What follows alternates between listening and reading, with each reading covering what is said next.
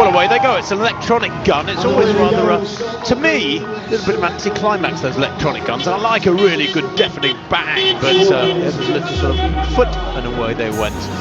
So let's hope that the pacemakers do a good job here today. I say pacemakers, there is only one pacemaker, and that is Edwin Kipsaisak, who is a 61.51 half marathon runner. He said he thinks he can get to the 10k point at 3:20 or so pace through there, and it is falling again, bunching up. Nobody on the women's side is keen to push on yet. Perhaps some of the younger athletes, the likes of Wudu that we picked out earlier, happier to let the more experienced athletes set the pace there. To the big two eventually, although that men's group is whittling down. It's only about 6 or 7 strong now.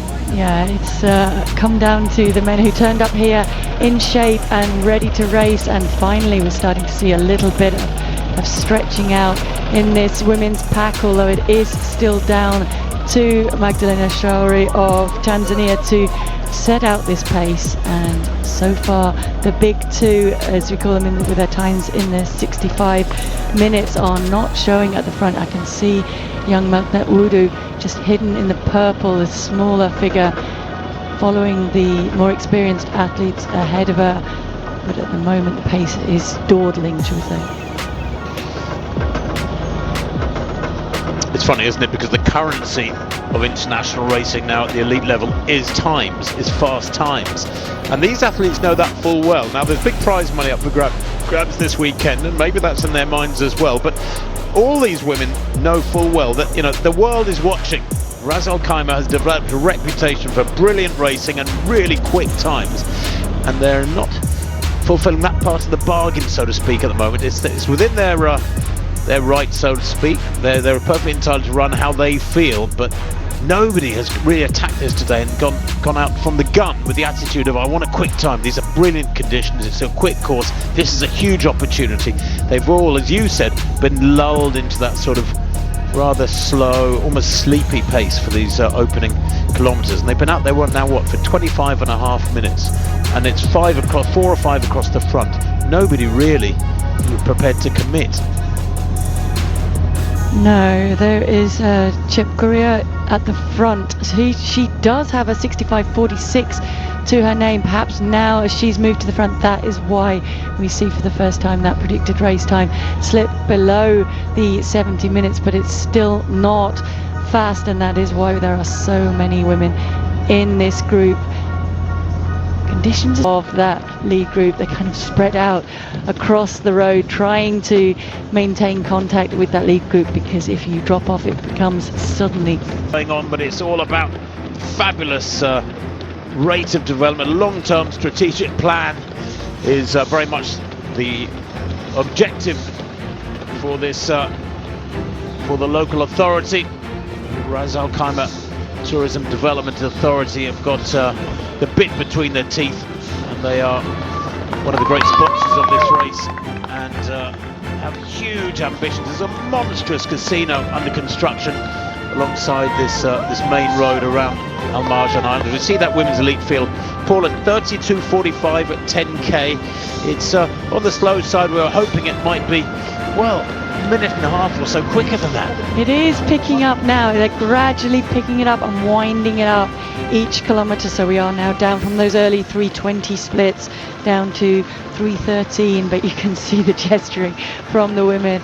They're just trying to get somebody else to come to the front and do a little bit of the work. Still, Magdalena Shauri is the one, the marathon runner. They're leaving it to her to set that pace, and the others happy to settle in. And I'm looking for the likes of Kafali, who was hidden in amongst that pack. I can't actually even see her in that shot. I can see young Malknet Wudu on the far side, the smaller stature of her ahead of her to focus on. Can of course look over the other side of the road and see perhaps the elite men coming back down as well on that side, but that group is starting to whittle down.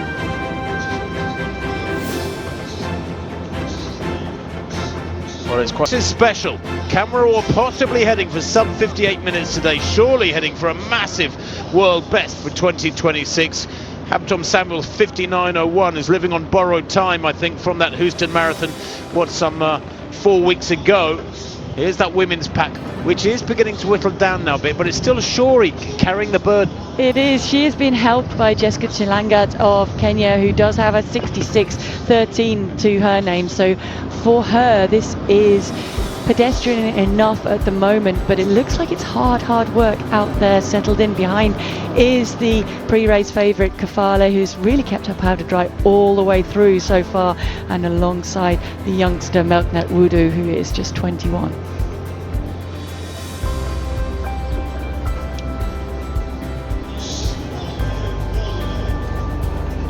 Kibede also finding this pace tough to go with. So many of these women finding the pace harder than we would have imagined. Well, it's funny though, isn't it? Because actually there is the sort of the factor of when you get lulled into a slow pace during a race, and then there's an acceleration in there, even though you should be able to have 5 or 6. Yeah, it's certainly picked up, and as you were saying, I think a huge amount of this was down to the fact that they were lulled into that steady pace from the beginning, and then to wind it up later, it's harder unless you've trained to be able to do this. There are 6 women in there, and the youngster, less experienced Wudu taking on water, just taking on a little bit. It's still down to Shuri and Chelangat at the front, pushing on this pace. All the work is being done by these lead 2 women, and the others quite happy to settle in. I think we've lost Kafale from that group. We certainly have. Well, they've wound it up quite nicely this last 5k or so. 48.26 at 15k. Looks to me like they could be heading here. That last kilometre, 3:03. Now they're racing. Now they're beginning to run hard in this women's race. I suspect we're going to get something down in the mid 67s, something like that, which is very much world-class racing, of course. But I still feel as though there's an opportunity been missed with that slow first 10k. Remember, 32.45 at 10k, and we're hoping it would be somewhere down around 31 and a half minutes.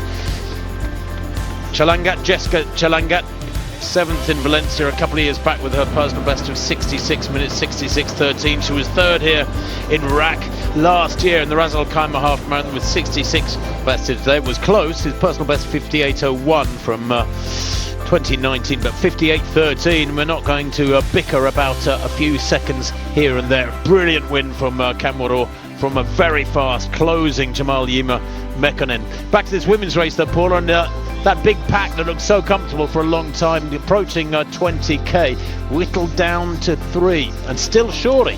It is still Shuri doing the work, and still tucked in behind is my pick, young 21-year-old Melknat Wudu, who has a 68.53 personal best, but she's handled the surges and the pickups, which are difficult to do, particularly when you're a young runner and you settle into a slower pace and then it winds up. It's difficult to hang on to that, but she's done a very, very good job.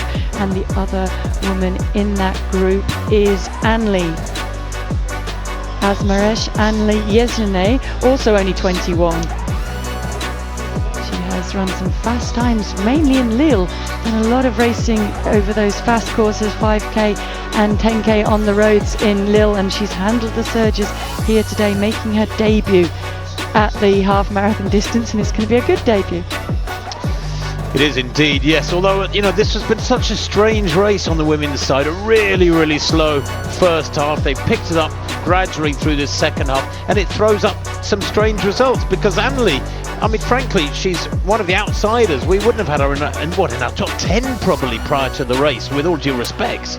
No, but I think when you have a 30.23 10-kilometre to your name and 14.41 over 5k, it did also run recently in Nijmegen, 47.05, so she's in shape coming into it, and I think they've wisely left the pace setting to Shuri, and now for the first time we see the pair of them move either side, so Shuri can't pick up the pace anymore. 3:06 that last kilometre, so they now are operating at exceptionally fast half marathon splits. Shuri does now try to respond, because once they hit the front it wasn't quite as easy as it was sitting in behind.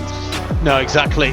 And Shuri has done so much of the work, and here she goes. She's got that strange forward lean. She's got extraordinarily long levers, long legs, massively long femurs, the long thigh bone, and she's using that to good effect here as she tries to close over this last kilometre, last few hundred metres now. They're in the long home straight. They can see the finish in front of them, about 600 metres away.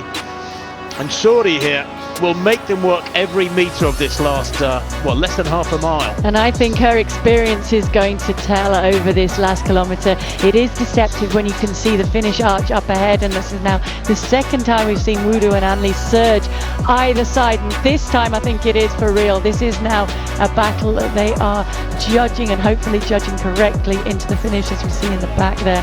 Jessica Chalanga trying to chase them down, and it's a long shot up the road ahead. A surging duo of Wudu and Anley trying to move away. They have certainly broken Shuri. Well, Wudu's only 21 years old. She's a fabulous talent. World Junior Championship silver medalist over 5,000 metres in 2021 and 2022. This is a battle of the 5k runners. It's been a slow, tactical race, this women's race, and Anley now pushes to the front with that recent 5k form that Paula mentioned. 14:41, world-class racing over 5k on the roads. And here you can see Anley easing away from the pack here to take this one. Shuri, the marathon runner in the background, did so much work through the second half, doesn't have the leg speed. That last kilometre, 3:06. It is going to be a surprise winner here, but a glorious win for this youngster. Anley comes home. Asmarech Anley takes the 19th edition of the Khaimah half marathon. A time well under 67:30. It ends up being a very solid, quick race here, despite the slow opening kilometres for the women. A tough way to race like that, and a phenomenal debut from young Asmarech Anley. She does have the all-time third fastest 5-kilometre time, but has now translated that to half marathon form as we see the other women coming in. And you're right, Tim, fast times, given particularly how sedately they went out over the first 10 kilometres or so of this race. As the sun comes up, it is reflecting on fast times in both of the races today, particularly on the men's side from the beginning, and the women was all done in the latter half of the race. Well, Chacha not really doing the cha-cha there. She's coming home a little way down the field. Alameahu as well is a little way back. Some of the big names just haven't had their best day at the races today, but Asmarech Anley, the 21-year-old African Junior Champion in 2023. Pretty limited international experience, it has to be said, but goodness me, did she show a clean pair of heels to the others behind her today. Her track personal best, only 15:18, much quicker on the roads over 5k. As you said, Paul, a really quick 10k in Lille back in 2024, as we see Chacha crossing the line there and just outside 69 minutes, maybe exactly on 69 minutes. But that's the longest race of Anley's life, and she's come up trumps. She has, and by racing it as well, and benefiting from the experience of Magdalena Shuri, who ended up holding on for third position after much of the work that she put in on that. Well, isn't that lovely? What a story. Two contrasting races today. Super fast men's race. 7-8 men under 60 minutes, we think, with Jeffrey Kamworor, the super experienced Jeffrey Kamworor, winning with a 58:13 unofficially. And in the women's race, a newbie, a new talent, just 21 years old, in her debut at the half marathon, taking the victory. This is the style of Asmarech Anley and Paula, really exciting. Yet another Ethiopian off that production line. Absolutely, and definitely more to come from her. She's certainly still learning racing at this half marathon distance. Benefited, as we said, from the hard work of Magdalena Shuri of Tanzania, held on to third in the background behind her, and Wudu rewarded with a big personal best in second place as well. More to come, I think, from both of these young women, just 21 years old.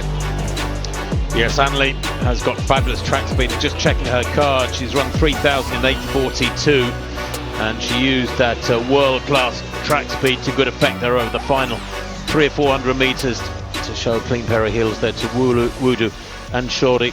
She's